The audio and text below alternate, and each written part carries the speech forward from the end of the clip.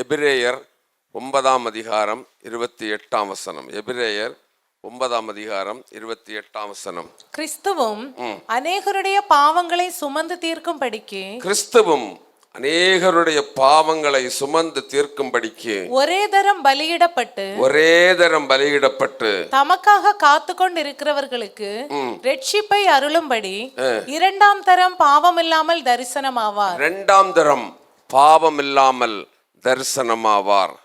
இயேசு கிறிஸ்துவின் வருகைக்கு செல்ல வேண்டும் என்றால் எப்படி இருக்க வேண்டும்?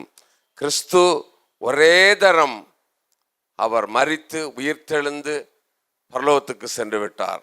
இரண்டாவது, அவருக்கு காத்திருக்கிற பக்தர்களை சேர்த்து கொண்டு செல்வதற்காக மறுபடியும் வரப்போகிறார். பிரைஸ் தி லார்ட், ஹல்லேலூயா.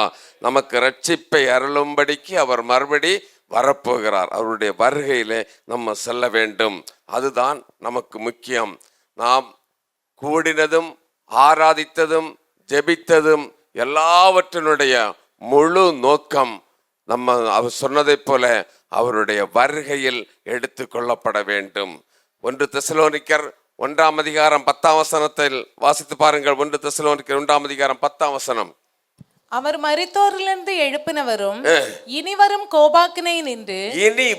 கோபாக்கினையில் நின்று நம்மை நீங்களாக்கி ரட்சிக்கிறவருமாய் இருக்கிற அவருடைய குமாரனாகிய இயேசு பரலோகத்திலிருந்து வருவதை நீங்கள் எதிர்பார்த்து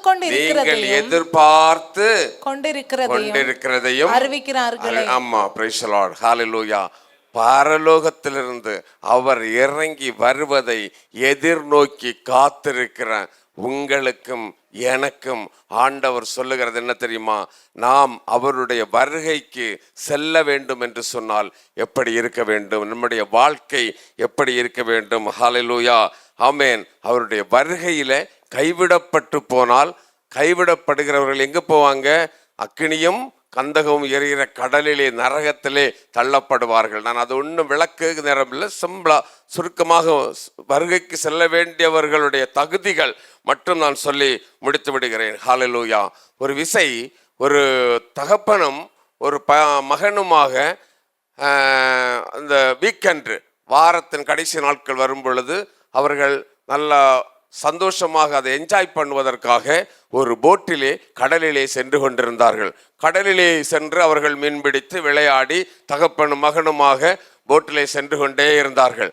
கொஞ்ச தூரம் அவர்கள் அந்த சென்று ராத்திரி ஆகிவிட்டது. தூரத்திலே நடுக்கடலுக்கு சென்று விட்டார்கள். திடீரென்று சொல்லி அந்த கடலிலே ஒரு புயல் அடித்தது. புயல் அடித்ததும் இந்த படகு புயலிலே சிக்கி ஒரு பாறையிலே மோதி உடைந்து விட்டது. உடனே தகப்பன் அந்த மகனை தூக்கி அந்த பாறையின் மேலே உட்கார வைத்து விட்டு சொன்னானாம், உடைந்த அந்த படகினுடைய பகுதியை பிடித்து கொண்டு மகனிடத்தில் சொன்னானாம், மகனே, நான் போய் ஒரு ரெஸ்கியூ டீமை அழைத்து கொண்டு நான் வருவேன், வந்து அவர்கள் உன்னை மீட்டு கொண்டு செல்வார்கள், அதுவரைக்கும் நீ இங்கேயே இரு என்று சொல்லிவிட்டு சென்று விட்டார். அவர் ராத்திரி முழுவதும் அந்த உடைந்த படகை பிடித்து கொண்டு நீந்தி கரைக்கு சென்று ஒரு மீட்பு குழுவினரை கொண்டு வந்தார்கள். கொண்டு வந்து இந்த பையனை மீட்டார்கள். மீட்கும் பொழுது அந்த பையனிடத்துல கேட்டார்கள், எப்பா, இரவு முழுவதும் நீ கடலில் இருந்தாய், தண்ணீர் சூழ இருந்தது, நிறைய மீன்கள், பெரிய பெரிய மீன்கள் எல்லாம் வந்திருக்கும், நீ எப்படி பயம் இல்லாமல் இருந்தாய் என்று சொல்லி கேட்டாராம். உடனே அவன் சொன்னானாம், என்னுடைய அப்பா சொன்னார், நான் வருவேன், வந்து உன்னை காப்பாற்றுவேன் என்று சொல்லி என்னுடைய தகப்பன் சொன்னார். என்னுடைய தகப்பன் சொன்னவர் செய்கிறவர், அதனால தான் நான் தைரியமாக இங்கே காத்திருந்தேன் என்று சொன்னானாம். அன்பு தேவனுடைய பிள்ளைகளே, நம்முடைய தகப்பனாகிய ஆண்டவர் இயேசுவும் அதைத்தான் நமக்கு சொல்லி இருக்கிறார். நான் போய் ஒரு இடத்தை ஆயத்தம் பண்ணி நான் மறுபடியும் வந்து உங்களை என்னிடத்திலே சேர்த்து கொள்வேன் என்று சொல்லி இருக்கிறார். சொன்னவர் வருவார். வரும் பொழுது அவரோடு கூட நம்ம செல்ல வேண்டும் என்று சொன்னார். சொன்னால் ஆமேன், நாம் எப்படி இருக்க வேண்டும்? எல்லா இடத்திலையும் ரெண்டு கூட்டத்தார் இருப்பார்கள். ஒரு கூட்டத்தார் எடுத்துக்கொள்ளப்படுகிற கூட்டம், ஒரு கூட்டத்தார் கைவிடப்படுகிற கூட்டம். நாம் எந்த கூட்டத்தில் என்று நாம் இன்றைக்கு ஆராய்ந்து பார்க்க வேண்டும். நாம் எடுத்துக்கொள்ளப்படக்கூடியவர்களுடைய கூட்டத்திலே இருக்க வேண்டும். நாம் எடுத்துக்கொள்ளப்பட வேண்டும் என்று சொன்னால் இந்த உலகத்திலே வாழும் பொழுது எப்படி வாழ வேண்டும்? 1 தெசலோனிக்கர் 1 அதிகாரம் 3 வசனத்தை வாசிங்கள். ஒன்றாவதாக 1 தெசலோனிக்கர் 1 அதிகாரம் 3 வசனம். நீங்கள் தெரிந்து கொள்ளப்பட்டவர்கள் என்று, தெரிந்து கொள்ளப்பட்டவர்களாக இருக்க வேண்டும். கவனிங்க, நம்ம எடுத்துக்கொள்ளப்பட வேண்டும் என்று சொன்னால் நம்ம எப்படி இருக்க வேண்டுமாம்? தெரிந்து கொள்ளப்பட்டவர்களாக இருக்க வேண்டும். அவருடைய ரட்சிப்பு ஞானஸ்நானம் பெற்று ஆராதனையிலே கலந்து கொண்டு கர்த்தரை சேவித்து அவர் பெயர் சொல்லி அழைத்து நாம் தெரிந்து கொள்ளப்பட்டவர்களாக இருக்க வேண்டும். அழைக்கப்பட்டவர்கள் அநேகர் உண்டு, ஆனால் தெரிந்து கொள்ளப்பட்டவர்கள் கொஞ்சம் பேர் தான், சிலர் தான். நீ தெரிந்து கொள்ளப்பட்ட அந்த கூட்டத்தில் இருக்க வேண்டும். ஆமேன், நம்ம தெரிந்து கொள்ளப்பட்டவருடைய கூட்டத்தில் இருக்க வேண்டும். மத்தேயு எழுதின சுவிசேஷம் 24 அதிகாரம் 22 வசனத்தை வாசிங்க. 22 வசனத்தை வாசிங்க. மத்தேயு 24:22. வேகமா. அந்நாட்கள் குறைக்கப்படாதிருந்தால் ஒருவனாகிலும் தப்பி போவதில்லை. தெரிந்து கொள்ளப்பட்டவர்கள் நிமித்தமோ, தெரிந்து கொள்ளப்பட்டவர்கள் நிமித்தம் அது குறைக்கப்படும் என்று சொல்லப்படுகிறது. அப்படி என்று சொன்னால் அன்பு தேவனுடைய பிள்ளைகளே, நாம் அவருடைய ராஜ்யத்திலே, அவருடைய வருகையிலே, அவருடைய ரகசிய வருகையிலே அவரோடு கூட செல்லப்பட வேண்டும் என்று சொன்னால் நாம் தெரிந்து கொள்ளப்பட்டவர்களாக இருக்க வேண்டும். நீங்களும் நானும் தெரிந்து கொள்ளப்பட்டவர்கள் தானா? 31 வசனத்தை வாசிங்க. 22, 31, 24, 31 வாசிங்க. வலுவாய் தொனிக்கும் எக்கால சத்தத்தோடே, வலுவாய் தொனிக்கும் எக்கால சத்தத்தோடே அவர் தமது தூதர்களை அனுப்புவார். அவர்கள் அவரால் தெரிந்து கொள்ளப்பட்டவர்களை வானத்தின் ஒரு முனை தொடங்கி மறுமுனை மட்டும் 4 திசைகளிலும் இருந்து கூட்டி சேர்ப்பார். பாருங்க, அவரால் தெரிந்து கொள்ளப்பட்டவர்கள் தான். எங்க இருந்தாலும் சரி, எந்த இடத்துல இருந்தாலும் சரி, இடம் முக்கியம் அல்ல. அது எந்த இடமாக இருந்தாலும் சரி, அந்த இடத்திலிருந்து அவர் என்ன செய்வாராம்? கூட்டி சேர்ப்பாராம். ஹல்லேலூயா. அன்பு தேவனுடைய பிள்ளைகளே, அதனால தான் ஆண்டவர் இன்றைக்கு நமக்கு சொல்லுகிறார், அவருடைய வருகையிலே நீயும் நானும் செல்ல வேண்டும் என்று சொன்னால் நாம் தெரிந்து கொள்ளப்பட்டவர்களாக இருக்க வேண்டும். ஏதோ வந்தோம், ஆராதித்தோம், நம்ம ஜெபித்தோம், போனோம் என்று மட்டுமல்ல. அது வேண்டும் வேண்டாம் என்று நான் சொல்லவில்லை. தெரிந்து கொள்ளப்பட்டவர்களாக இருக்க வேண்டும். தெரிந்து கொள்ளப்பட்டவர்களைத்தான் ஒரு முனை தொடங்கி மறுமுனை வரைக்கும் அவர் சேர்த்து கொள்வார் என்று வேதம் சொல்லப்படுகிறது. வெளிப்படுத்தல் 17 அதிகாரம் 14 வசனத்தை வாசிங்க. வெளிப்படுத்தல் 17:14. தெரிந்து கொள்ளப்பட்டவர்களும் உண்மையுள்ளவர்களுமாயிருக்கிறார்கள். ஹல்லேலூயா. அழைக்கப்பட்டவர்கள், தெரிந்து கொள்ளப்பட்டவர்கள், அவர்கள் எப்படி இருக்க வேண்டுமாம்? உண்மையுள்ளவர்களாயிருக்க வேண்டுமாம். ஆம், நாம் அவரோடு கூட அழைக்கப்பட்டவர்கள் என்று சொன்னால், தெரிந்து கொள்ளப்பட்டவர்கள் என்று சொன்னால், அவரோடு கூட செல்ல வேண்டும் என்று சொன்னால், இந்த உலக வாழ்க்கையிலே நம்ம எப்படி இருக்க வேண்டும்? உண்மையுள்ளவர்களாக இருக்க வேண்டும். நீங்கள் செய்கிற ஊழியத்திலே உண்மையுள்ளவர்களாக இருக்க வேண்டும். உங்கள் குடும்பத்திலே உண்மையுள்ளவர்களாக இருக்க வேண்டும். எல்லா காரியத்திலையும், ஆண்டவருக்கு பிரியமான அனைத்து காரியத்திலையும் உண்மையுள்ளவர்களாக இருக்க வேண்டும். அதைத்தான் கர்த்தர் விரும்புகிறார். ஆமேன், அதைத்தான் கர்த்தர் விரும்புகிறார். Price the Lord. நம்ம வேதத்திலே அதான், தெரிந்து கொள்ளப்பட்டவர்கள் தான் அவரோடு கூட சேர்த்து கொள்ளப்படுவார்கள். வேதத்தில் நம்ம பார்ப்போம் என்று சொன்னால், நோவாவின் நாட்களிலே நோவாவிடத்திலே ஆண்டவர் சொன்னாரு, நோவாவை நீ ஒரு பேழையை உண்டு பண்ணு என்று சொன்னார். நோவா விசுவாசத்தால் அந்த பேழையை உண்டு பண்ணினான். கேள்வி கேட்கவில்லை, ஆண்டவரிடத்தில் எந்த கேள்வியும் கேட்கவில்லை, மறு கேள்வி கேட்காமல் பேழையை உண்டு பண்ணினான். அல்லாஹ் எல்லாரையும் அழைக்க சொன்னார். நோவா எல்லாரையும் என்ன செய்தான்? அழைத்தான். அழைத்து யாரும் என்ன செய்யவில்லை? வரவில்லை. ஆனால் தெரிந்து கொள்ளப்பட்ட அந்த 8 பேர் மட்டும் அந்த பேழைக்குள்ளே பிரவேசித்தார்கள். மழை வந்தது, பேழை உயர்ந்தது, எல்லாரும் வாரிக்கொள்ளும் பொழுது அந்த தெரிந்து கொள்ளப்பட்டவர்கள் மட்டும்தான் காப்பாற்றப்பட்டார்கள். அன்பு தேவனுடைய பிள்ளைகளே, இன்றைக்கு நீங்கள் இந்த பேழைக்குள்ளே இருக்கிறீர்களா? நீங்கள் தெரிந்து கொள்ளப்பட்டவர்கள் தானா? நாம் ஆராய்ந்து பார்ப்போம். நாம் தெரிந்து கொள்ளப்பட்டவர்களா இருக்க வேண்டும். என்று சொன்னா உலகம், மாமிசம், ஆசை, பாசங்கள், உலகத்துக்கு ஒத்த வேஷம், இவைகளை தரிக்காமல் பெருமை, இப்படிப்பட்ட காரியங்கள் எல்லாவற்றையும் விட்டு ஆண்டவருக்காக பரிசுத்தமாய் வாழ்ந்தால் அந்த தெரிந்து கொள்ளப்பட்டவர்களுடைய கூட்டத்திலே சென்று சேர முடியும். ஹல்லேலூயா. மழை வரும் பொழுது பேழைக்குள்ள பிரவேசிக்க வேண்டும் என்று சொன்னால் நாம் தெரிந்து கொள்ளப்பட்டவர்களாக இருக்க வேண்டும். நம்முடைய குடும்ப வாழ்க்கையிலே, நம்முடைய எல்லா சூழ்நிலையிலும் நாம் ஆண்டவருக்கு பிரியமாய் வாழ்ந்தால் எக்காலம் தொனிக்கும் பொழுது அவரோடு கூட செல்ல முடியும். Price the Lord. இரண்டாவது ஒரு குறிப்பை கூட வாசி. 1 தெசலோனிக்கர் 1:6 வாசிங்கள் வேகமாக. நான் சுருக்கமாகத்தான் சொல்லுகிறேன் உங்களுக்கு. Price the Lord. நீங்கள் மிகுந்த உபத்திரவத்திலே பரிசுத்த ஆவியின் சந்தோஷத்தோட திருவசனத்தை ஏற்றுக்கொண்டு எங்களையும் கர்த்தரையும் பின்பற்றுகிறவர்களாகி இவ்விதமாய் மக்கதோனியாவிலும் அகாயாவிலும் உள்ள விசுவாசிகள் யாவருக்கும் மாதிரியான விசுவாசி, முன்மாதிரியான விசுவாசிகளா இருக்க வேண்டும். நம்ம எப்படி இருக்க வேண்டும்? அவருடைய வருகையில் எடுத்துக்கொள்ளப்பட வேண்டும் என்றால் எப்படி இருக்க வேண்டும்? முன்மாதிரி, தெரிந்து கொள்ளப்பட்டவர்களாக இருக்க வேண்டும். ஒன்று. இரண்டாவது, ஒரு மாதிரியான விசுவாசிகளா இருக்க வேண்டும். முன்மாதிரியின் வைத்துக்கொள்ள முன்மாதிரியான விசுவாசிகளா இருக்க வேண்டும். உலகத்தான் செய்கிறது போல நம்ம செய்யக்கூடாது. ஹல்லேலூயா. உலகத்தில் உள்ள மனுஷன் செய்கிறதை போல நாம் எதுவும் செய்யக்கூடாது. நம்ம ஒரு முன்மாதிரியான விசுவாசிகளாக இருக்க வேண்டும். நம்முடைய வாழ்க்கை மற்றவர்கள் பார்க்கும் பொழுது நாம் என்ன செய்ய வேண்டும்? முன்மாதிரியான விசுவாசிகளாக இருக்க வேண்டும். ஹல்லேலூயா. ஆமென். Praise the Lord. அப்படி வாழ வேண்டும். பக்தியோடு வாழ வேண்டும். அவர்கள் பேசுவதை போல நம்ம பேசக்கூடாது. அவர்கள் சண்டை போடுவதை போல நம்ம சண்டை போடக்கூடாது. மற்றவர்கள் வாழுகிற வாழ்க்கையை போல நாமும் எல்லாவற்றிலும் கர்த்தருக்கு பிரியமில்லாத ஒரு வாழ்க்கை வாழக்கூடாது. நாம் முன்மாதிரியான வாழ்க்கை வாழ வேண்டும். அதுதான் பக்தன் இப்படி பாடினாங்கள், என்னை காண்போர் உம்மை காண உம் சாயல் என்னில் வேண்டும். ஹல்லேலூயா. என்னை காண்போர் உம்மை காணணும். அப்படிப்பட்ட வாழ்க்கை வாழ வேண்டும். பரிசுத்தம் உள்ள வாழ்க்கை வாழ வேண்டும். ஆண்டவருக்கு பிரியமான வாழ்க்கை வாழ வேண்டும்.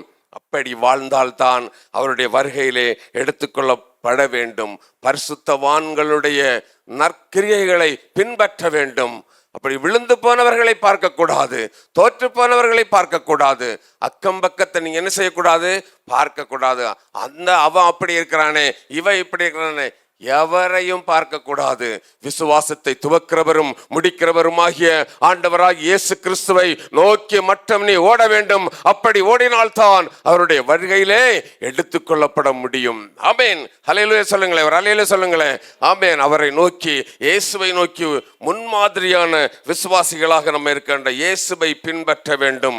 இயேசுவை மட்டும்தான் நம்ம பின்பற்ற வேண்டும். பரிசுத்தவான்களுடைய குணநலன்களை நீங்கள் பின்பற்றலாம். அதான் பவுல் சொன்னான், என்னை பின்பற்றுங்கள், இயேசுவை பின்பற்றுங்கள் என்று சொல்லி. ஹல்லேலூயா. இயேசு நமக்கு என்ன மாதிரி காட்டியிருக்கிறாரோ அதை பின்பற்றி நாம் வாழ வேண்டும். அப்படி இயேசுவை நோக்கி அக்கம் பக்கம் பார்க்காமல் நம்ம ஓடுவோம் என்று சொன்னால் இந்த ஓட்டம் ஜெயமாக முடியும். ஹல்லேலூயா. அவர் வரும் பொழுது இங்கே ஏறி வாருங்கள் என்று சொல்லி அந்த சத்தம் கேட்கும் பொழுது, எக்கால சத்தம் கேட்கும் பொழுது அவரோடு கூட நம்ம செல்ல முடியும். செல்ல வேண்டும் என்று சொன்னால் முன்மாதிரியான விசுவாசியா இருக்க வேண்டும். நம்ம எப்படி இருக்கிறோம்? நமக்கு இன்று ஆராய்ந்து பார்ப்போம். காலம் கடைசியாகி கொண்டிருக்கிறது. காலம் இனி கொஞ்ச காலம்தான் இந்த உலகத்தில் நமக்கு வாழ்க்கை. அந்த வாழ்க்கையிலே நம்ம பரிசுத்தமாய் ஆண்டவருக்கு பிரியமாய் வாழுவோம் என்று சொன்னால், ஆமென், ஹல்லேலூயா, அவருடைய ராஜ்யத்தில் பிரவேசிக்க முடியும். ரோமர் 12:11 வாசிங்கள். ரோமர் 12:11. ரோமர் 12:11. அசதியாயிராமல் ஜாக்கிரதையாயிருங்கள். ஆவியிலே அனலாருங்கள். எப்படி இருக்கணுமாம்? அசதியா இருக்கணும். அப்படிதான், அசதியா தானே இருக்கணும். அசதியா இருக்கணுமா? அசதியாயிராதுங்கள். ஹல்லேலூயா. ஆவியில எப்படி இருக்கணுமாம்? அனலா இருக்கணும். அனலா இருந்தா தான் அவருடைய வருகையில் நம்ம போய் சேர முடியும். நம்முடைய உறவு ஆண்டவரோடு கூட இருக்கணும். நம்முடைய பேச்சு ஆண்டவரோடு கூட இருக்கணும். நம்முடைய நடக்கை ஆண்டவரோடு கூட இருக்கணும். யானோக்கு ஆண்டவரோடு கூட சஞ்சரித்தான், சரிதானே? ஆண்டவரோடு கூட சஞ்சரித்தான். ஒரு நாள் அவன் காணாமல் போய்விட்டான். அதே போல நாமும் ஆண்டவரோடு சஞ்சரிக்க வேண்டும். அசதியா இருக்கக்கூடாது. ஊழியத்தில் அசதியா இருக்கக்கூடாது. ஜெபத்தில் அசதியா இருக்கக்கூடாது. உன்னுடைய எல்லா காரியங்களிலும் நீ அசதியா இருக்கக்கூடாது. அசதியா இருந்தா சோம்பேறி எனது இடுக்கத்தின் அப்பத்தை புசிப்பான் என்று வேதம் சொல்லுகிறது. ஹalleluya. அவனுக்கு கஷ்டம் வரும். அதனால நீ என்ன செய்ய வேண்டும்? அசதியாயிராமல் கர்த்தர் உன்னை நம்பி தந்த பொறுப்பை ஆமென் அவர் வரும் பொழுது கேட்பார். அதனாலே அதை உற்சாகமாக இந்த ஊழியத்திலே பங்கு கொள்ளுகிற உங்களை கர்த்தர் அபரிவிதமாய் ஆசீர்வதிப்பார். ஒரு அலையில சொல்லுங்களேன் ஆமென். அசதியாயிராதீங்க. மூன்றாவது ஒரு குறிப்பை சொல்லி நான் முடித்து விடுகிறேன். அடுத்து என்ன செய்ய வேண்டும்?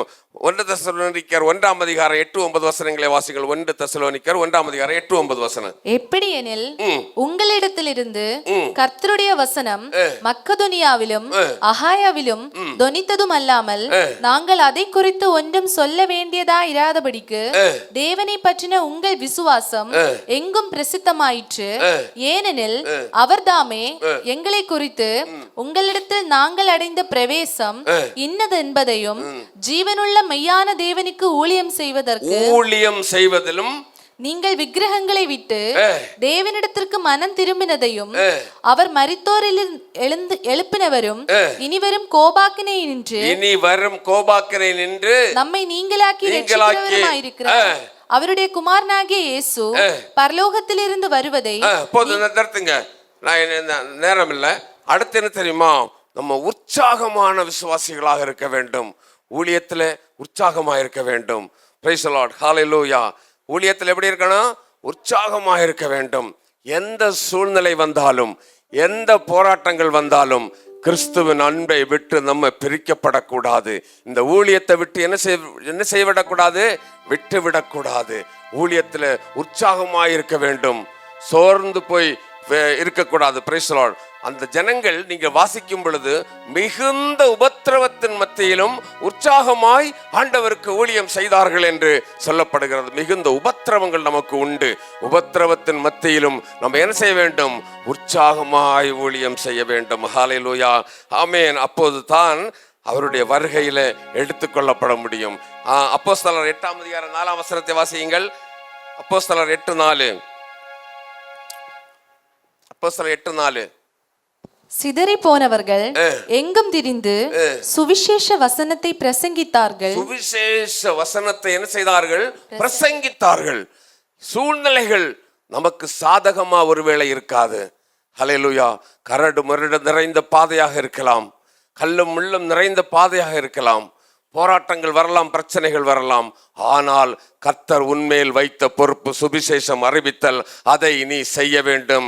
உலகத்தின் முடிவு பரியந்தம் சகல நாட்களிலும் நான் உன்னோடு கூட இருக்கேன் என்று சொன்னவர், நீ போ, சகல நாட்களிலும் உன்னோடு கூட இருக்கிறேன் என்று சொன்னவர் நம்மோடு கூட இருப்பார். அதனால நம்ம என்ன செய்ய வேண்டும்? உற்சாகமாக இந்த ஊழியத்தை செய்ய வேண்டும். ஒரு அல்லேலூயா சொல்லுங்களேன். ஒரு அல்லேலூயா சொல்லுங்களேன். உற்சாகமாக ஊழியத்தை செய்ய வேண்டும். நீங்க பாருங்க, எத்தனையோ பாடுகள் மத்தியிலே, எத்தனையோ உபத்திரவங்கள் மத்தியிலே ஊழியத்தை செய்கிறார்கள். ஹல்லேலூயா. முட்டம் வர்கீஸ் என்று சொல்லக்கூடிய ஒரு தேவ மனிதனை சிவகங்கை மாவட்டத்தில் அநேக ஆண்டுகளுக்கு முன்பாக ஊழியத்தை நிமித்தம் பிடித்து அவர் வாயில என்ன செய்தார்கள்? மனித மலத்தை உள்ளே திணித்து சாப்பிட வைத்தார்கள். ஹல்லேலூயா. ஆனாலும் அந்த போராட்டத்தின் மத்தியிலும் அவர் அந்த ஊழியத்தை விட்டுவிடவில்லை. சரிதானே? ஊழியத்தை விட்டுவிடலை. எதற்காக? அவர் கிறிஸ்து எனக்கு ஜீவன். அவருடைய நோக்கம் என்ன தெரியுமா? எப்படியாவது இந்த மகிமை உள்ள உயிர்த்தெழுதலில் என்ன செய்ய வேண்டும்? பங்கடைய வேண்டும். அதுதான் லட்சியம். எப்படியாவது உலகமும் உலகத்தில் உள்ளவைகளை எல்லாம் மாயை. ஹல்லேலூயா. ஒரு மனுஷனுடைய ஆயுசு 70 அல்லது 80, அதுக்கு மேல போன கஷ்டம். ஆனால் இந்த ஆயுசு முடியும் பொழுது ஹல்லேலூயா, நமக்கு ஒரு நித்திய ராஜ்யம் உண்டு. அந்த நித்திய ராஜ்யத்திலே போய் சேருவதற்காக நம்ம என்ன செய்ய வேண்டுமாம்? எல்லா பாடுகளையும் அனுபவிக்க வேண்டும்.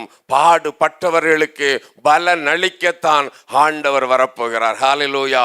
நீ அக்கம் பக்கம் பார்த்துட்டாலே தோல்வி அடைஞ்சிடுவ. விசுவாசத்தை துவக்கிறவர் முடிக்கிறவருமாகிய இயேசுவை நோக்கி ஓட வேண்டும். ஊழியத்தின் பாதையில் உனக்கு பாடு உண்டு, கஷ்டம் உண்டு, நிந்தை உண்டு, அவமானங்கள் உண்டு. ஆனால் எல்லாவற்றின் மத்தியிலும் மிகுந்த சந்தோஷத்தோட ஊழியம் செய்யணும். ஒரு அலையில சொல்லுங்களேன் ஆமென். நம்ம பார்ப்போம் கிரகாம் ஸ்டேம்ஸ் என்று சொல்லக்கூடிய தேவ மனிதனை பார்ப்போம். ஹல்லேலூயா. அவரையும் அவரது 2 பிள்ளைகளையும் என்ன செய்தார்கள்? எரித்து கொண்டு விட்டார்கள். மத விரோதிகள் எரித்து கொண்டு விட்டார்கள். ஆனாலும் அவருடைய மனைவி சொன்னா, நான் சோர்ந்து போகவில்லை. ஹல்லேலூயா. நான் சோர்ந்து போகவில்லை. ஒரு கரங்களை பற்றி ஒரு அல்லேலூயா சொல்லுங்களேன், ஒரு அல்லேலூயா சொல்லுங்களேன். ஹல்லேலூயா. நான் சோர்ந்து போகவில்லை. அதுதான் எந்த பிரச்சனைகள் மத்தியிலும் ஆண்டவருக்கு ஊழியம் செய்ய வேண்டும். பவுல் சொன்னான், கிறிஸ்து எனக்கு ஜீவன், சாவு எனக்கு ஆதாயம் என்று சொன்னான். அப்படி வாழ்ந்தால்தான் அவருடைய வருகையிலே எடுத்துக்கொள்ளப்பட முடியும். அதுதான் பவுல் சொன்னான், அவன் சகலத்தையும் என்ன செய்தான்? சப்பென்றும் எப்படியாவது அந்த உயிர்த்தெழுதலிலே பங்கு கொள்ள வேண்டும் என்பதற்காக அவன் சகலத்தையும் சப்பென்றும் குப்பை என்றும் விட்டு விட்டான். ஹல்லேலூயா. அன்பு தேவனுடைய பிள்ளைகளே, அந்த உயிர்த்தெழுதலில் பங்குள்ளவர்களாக நாம் மாற வேண்டும். ஹல்லேலூயா. அதற்காக நம்ம ஆயத்தப்படுத்த வேண்டும். இயேசு கிறிஸ்துவின் வருகைக்கு செல்ல வேண்டும் என்று சொன்னால் நாம் தெரிந்து கொள்ளப்பட்டவர்களாக இருக்க வேண்டும், முன்மாதிரியான விசுவாசிகளாக இருக்க வேண்டும், உற்சாகமானவர்களாக இருக்க வேண்டும், அடுத்து உறுதியானவர்களாக இருக்க வேண்டும். ஹல்லேலூயா. சூழ்நிலைகள் வரும் பொழுது வழுவி போகிற இதயம் இருக்கக்கூடாது, விட்டு விட்டு போயிடுறவர்களா இருக்கக்கூடாது. உறுதியான விசுவாசத்தோடு கூட நம்ம செல்வோம் என்று சொன்னால் எக்காலம் துணிக்கும். இயேசு வருவார், அவரோடு கூட நம்ம பறந்து செல்லலாம். எழும்புங்க, அதை விளக்கி சொல்வதற்கு நேரம் இல்லை. இருந்த நேரத்திலே ஆமென். ஹல்லேலூயா, ஹல்லேலூயா, ஹல்லேலூயா, ஹல்லேலூயா. எல்லாரும் எழும்பிதலுங்க, எல்லாரும் எழும்பி ஆண்டவரிடம் சொல்லுங்க, ஆண்டவரே, ஆண்டவரே, நம்முடைய வருகையில நான் எடுத்துக்கொள்ளப்பட வேண்டும். ஹல்லேலூயா. வருகைக்கு செல்ல வேண்டும் என்று சொன்னால் தெரிந்து கொள்ளப்பட்டவர்கள் தானா? ரட்சிக்கப்பட்டிருக்கிறீர்களா? ஞானஸ்நானம் எடுத்திருக்கிறீர்களா? கர்த்தருக்கு என்று வாழ்கிறீர்களா? ஆராதனையிலே பங்கு கொள்ளுகிறீர்களா? எந்த இடத்தில் ஆராதித்தாலும் ஆமென், அந்த இடத்தில் ஆராதனையிலே முழு மனதோடு பங்கு கொண்டு உங்களுடைய வாழ்க்கை பரிசுத்த வாழ்க்கையா இருக்கிறதா? உங்களுடைய பேச்சு பரிசுத்தம் உள்ளதா இருக்கிறதா? நினைவுகள், பார்வைகள், உங்கள் சிந்தைகள், எல்லாரும் கரங்களை தட்டி, எல்லா கரங்களை தட்டி, பார்வைகள், சிந்தைகள், உங்களுடைய பேச்சுக்கள் எல்லாம் கர்த்தருக்கு பிரியமுள்ளதா இருக்கிறதா? அப்படி என்றால் அவர் வரும் பொழுது எடுத்துக் கொள்ளப்பட்டவர்களா இருக்க முடியும். அடுத்த முன்மாதிரியான விசுவாசிகளை நாம் இருக்க வேண்டும். ஹல்லேலூயா. உலகத்து மனிதனுக்கு ஒத்த வேஷத்தை தரிக்காமல், உலகத்து மனிதனை போல அல்ல. எல்லா கரங்களை தட்டி ஆமென். உலகத்து மனிதனை போல அல்ல. ஆண்டவரிடம் சொல்லுங்க, ஆண்டவரே, உம்முடைய வருகையில நான் எடுத்துக் கொள்ளப்பட வேண்டும். நீ வரும் பொழுது நான் உம்மோடு கூட வர வேண்டும். எப்படியாவது உயிர்த்தெழுதல்ல பங்குள்ளவனாக வேண்டும். நரகத்தில் செல்லக்கூடாது, உம்முடைய ராஜ்யத்தில் செல்லணும். அப்படி என்று சொன்னால் ஆமென், முன்மாதிரியான விசுவாசிகளா இருக்க வேண்டும். கொடுக்கல் வாங்கல்கள், சிந்தைகள், நினைவுகள், மற்றவர்களிடத்தில் பழகுகிற பேசுகிற பேச்சுகள் எல்லாவற்றுமே கிறிஸ்துவை பின்பற்றுகிறவர்களா இருக்க வேண்டும். அடுத்து உற்சாகமான எந்த போராட்டங்கள் வந்தாலும், எந்த பிரச்சனைகள் வந்தாலும் ஆண்டவரே உற்சாகத்தோடு கூட ஊழியத்தை செய்கிறவர்களா இருக்க வேண்டும். அடுத்து எல்லா சூழ்நிலையிலும் உறுதியானவர்களாக இருக்க வேண்டும், உறுதியானவர்களாக இருக்க வேண்டும். ஹல்லேலூயா. கண்ணீரை நேரத்தில் மாறிடுவோம், விண்ணிலே யாவரும் சேர்ந்திடுவோம். கண்ணீரை நேரத்தில் மாறிடுவோம், விண்ணிலே யாவரும் சேர்ந்திடுவோம். கண்ணி கவலை அங்கே இல்லை, கர்த்தரே வெளிச்சமாவா. கண்ணி கவலை அங்கே இல்லை, கர்த்தரே வெளிச்சமாவா. சத்தம் வாரி ஒலிக்கிறது, இயேசுவராஜனே வந்திடுவார். சத்தம் வாரி ஒலிக்கிறது, இயேசுவராஜனே வந்திடுவார். அந்த நாள் மிக சமீபமே, சுபரே யாவரும் சேர்ந்திடவே. அந்த நாள் மிக சமீபமே, சுபரே யாவரும் சேர்ந்திடவே.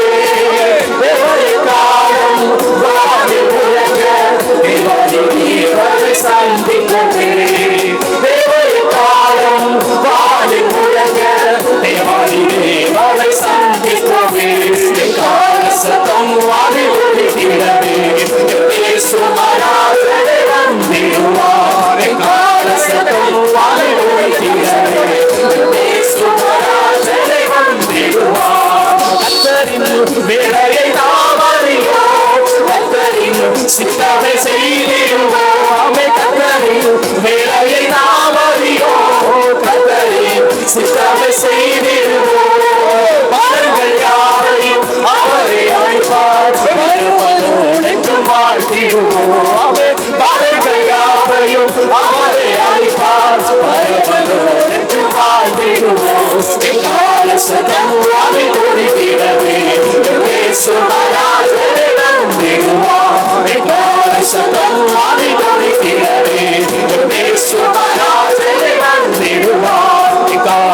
சத்தம் வாடி ஓடுகிறதே சுமராஜனை வந்திடுவார் எக்கால சத்தம் வாடி ஓடுகிறதே சுமராஜனை எக்கால சத்தம் வாடி